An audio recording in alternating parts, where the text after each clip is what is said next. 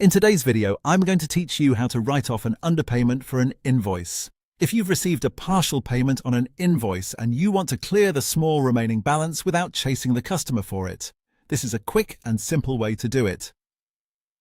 The idea here is to adjust the invoice by adding a discount that matches the unpaid amount, so the invoice can be closed out properly.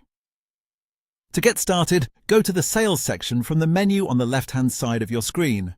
Once you're there, select Invoices. This will open your invoice list where you can review all the invoices in your account.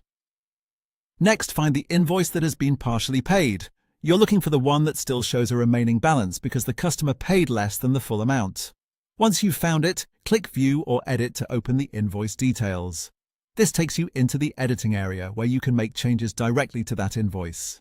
Now look toward the bottom right of the invoice where the total is shown.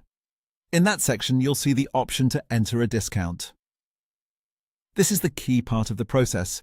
Enter a discount equal to the underpaid amount or the amount you want to write off. By doing this, you're reducing the invoice total so that it matches what was actually paid. As you enter the discount, take a moment to double-check the updated total and make sure it reflects the intended adjustment. This is especially helpful if the underpayment is a small amount, such as a rounding difference or a balance you've decided not to collect. Keeping the numbers accurate here helps make sure your records stay clean and easy to understand later. Once everything looks correct, click Save. After saving, the invoice should update to reflect the discount, and the remaining balance will be cleared based on the change you made. And that's it. That's how to write off an underpayment for an invoice. It's a fast way to handle small outstanding balances and keep your invoices up to date without needing extra manual corrections.